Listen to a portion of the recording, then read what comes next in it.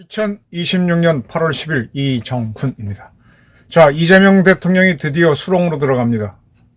승리를 하기 위한 수렁 진입입니다. 근데 수렁에 들어가서 빠져나와서 뭐 금을 캐던 뭐 승리를 해야 되는데 빠져서 못 나올 수도 있습니다. 칼을 쳐서 보습을 만들라. 성경에 있는 말이죠. 네, 근데 성경에는 낫을 쳐서 거꾸로 칼을 만들라라는 내용도 있습니다. 광주 공군기지를 빼내고 거기에다가 반도체 단지를 만들겠다는 건데 좋습니다. 근데 안보 문제하고 에너지 문제를 제대로 보지 못하고 들어가는 외눈박이 도전은 큰 패배를 초래할 수도 있다라는 경고를 하는 바입니다. 청와대에서 3대 메가젝트를 위해서 내가 특별법을 올해 안에 만들겠다라고 했습니다. 이재명 대통령 주재로 열린 메가 프로젝트 민관합동 2차 점검회의에서 강훈식 실장이 이런 법을 만들겠다. 이 법에는 각종 인허가 절차를 단축하고 전력과 용수, 교통 등 시설을 빨리 짓도록 하는 거가 들어간다라는 겁니다. 그러면서 이제 광주 공군기지 이전 문제가 거론됐는데, 광주 공군기지는 한번 말씀드렸죠. 우리나라 전투기 조종사들이 KT-100이라고 하는 아주 작은 비행기 있어요. 그걸 갖고 조종사 될 친구들이 공사 4학년 때 한번 비행기를 몰아보고 소리를 달고 나서는 경남 사천에 가면 제3 훈련 비행단이 있습니다. 거기서 KT-1을 몰면서 조종수를 익힙니다. 그리고 나서 전투기로 갈 사람들, 뭐 수송기로 갈 사람들은 다른 데로 가죠. 수송기나 급유기나 큰 비행기 갈 사람들은 딴 데로 가고, 이 친구들은 광주 1 전투비행단에 가서 T-50으로 전투기를 모는 연습을 하고, 이어서 TA-50으로 전투기를 몰면서 기총을 쏘고 폭탄을 떨어뜨리는 연습을 합니다. 그리고 나서 이제 각 전투비행단에 가서 FA-50을 몰던, FA-50 몰면은 뭐 훈련할 것도 없이 바로 몰죠. 그 다음에 이제 앞으로 배치될 한국공군의 KF-21을 몰던, KF-16을 몰던 쭉 배정받아 가는 겁니다. 광주 기지에는 광주 1 전투비행단이 있는데 3개 대대가 있는데 이 부대를 흩어버리겠다. 흩어버린다면 뭐 예천이나 횡성, 뭐 수원 같은 데로 보낼 수는 있어요. 보내고 여기 탄약고가 있는데 탄약고도 빨리 어떻게 옮기겠다. 2028년이 오기 전까지 다 보내버리겠다. 네. 자, 저는 이걸 보면서 좋다야. 이 군 시스템을 흔들면은 그 다음에는 뭐 대책은 있느냐라는 질문을 하고 싶어요. 성경 구절을 제가 말씀드렸죠. 낫을 쳐서 보습을 만든다. 영어 성경은 swords into plowshares죠. 검을 보습은 뭐라 그래야 되나? 삽 비슷한 거, 이렇게 쟁기 비슷한 거죠. 그런 내용이 분명히 있습니다. 그리고 중국 고전인 공자가어에도 주 검극 이 위 농기, 검이라고 하는 건 칼이고 극은 창입니다. 주자는 녹일 주자. 칼과 창을 녹여서 이 위 뭘 만든다, 농기구를 만든다, 이런 말들이 중국 고전에도 있었어요. 근데 아까 말한 그 칼을 쳐서 보습을 만들고 창을 쳐서 낫을 만든다, 이거는 이사야 2장 4절에 나오는 건데, 반대로 이 이사야 2장 4절에는 다시는 전쟁을 연습하지 아니하리다 라고 하면서 칼을 쳐서 보습을 만들고 해놨지만은, 그런데 요엘 3장 10절에는 보습을 쳐서 칼을 만들지어다, 낫을 쳐서 창을 만들지어다 라는 내용이 있습니다. 이거는 전쟁을 앞두면은 다시 농기구를 갖고 칼을 만들어라고 창을 만들어라고 한 성경 구절도 있어요. 자, 제가 지금 광주 1 전투비행단 얘기를 했는데 후방 지역도 지켜야 되죠.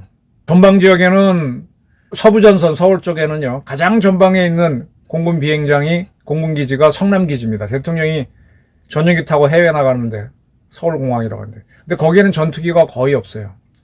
그리고 바로 그 밑에 수원에 전투기들이 있습니다. 최전방이죠. 그 다음에 동부전선에 가게 되면은 강릉, 양양에도 기지가 있는데 양양은 임시기지고 사실은 횡성에 기지가 있습니다.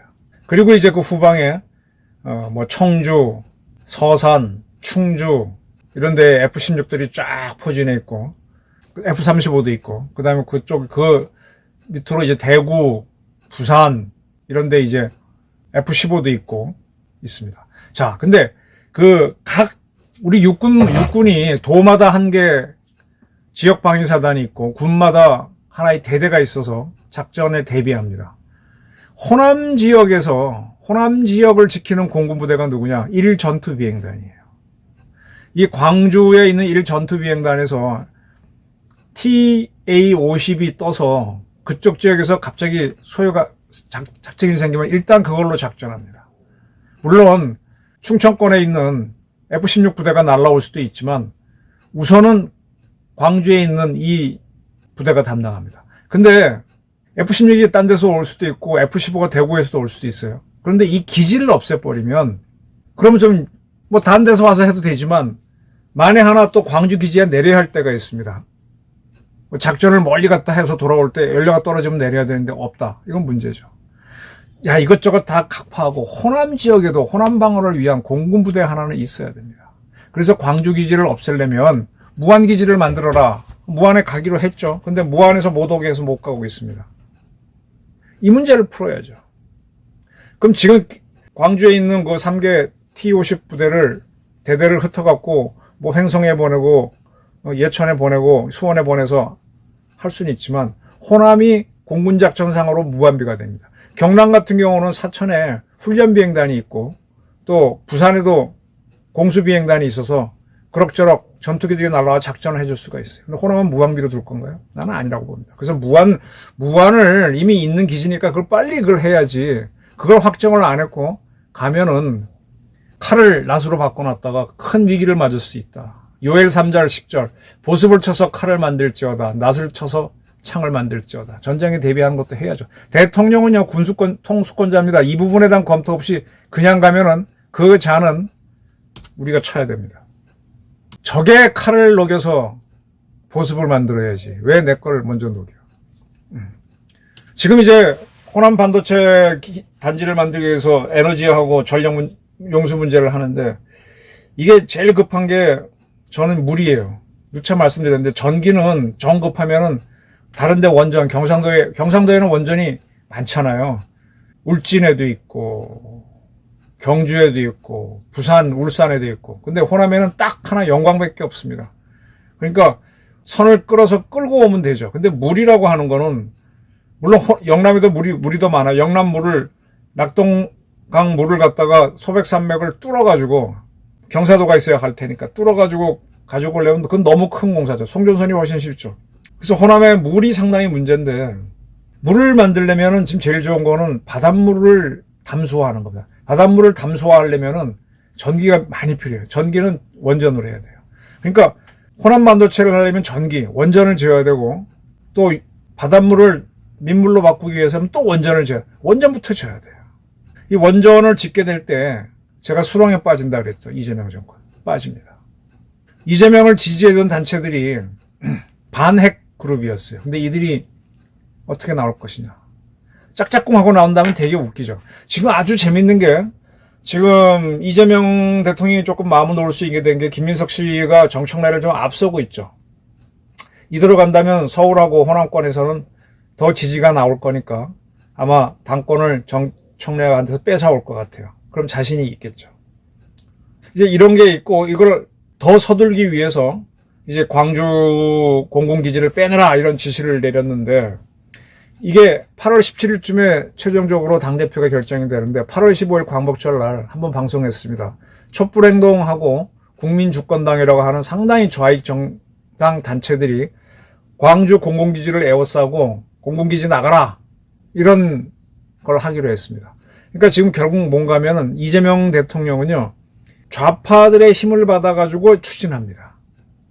그런데 원전 반핵 단체들이 완전히 친원전으로 돌아섰는지는 확인이 안 돼요. 지금 촛불행동처럼 극렬 단체들은 어떻게 하는가 하면은 광주기지가 유사시에 미군들이 오는 기지니까 미군 나가라 이런 개념으로 광주기지 나가라는 걸 해요. 미군 반대하기 위해서 광주기지를 둘러싸고 나가라.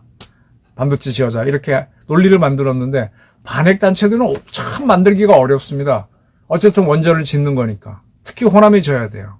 해수 담수화를 위해서도 또 반도체 팹을 위한 전기를 위해서라도. 여기서 합의가 안 되면 수렁에 빠진다는 겁니다.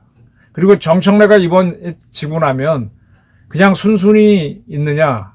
순순히 있지 않을 겁니다. 순순히 있으려면 거기도 뭘 줘야 될 거예요. 그걸 잘하면 정치 구단이 되겠죠.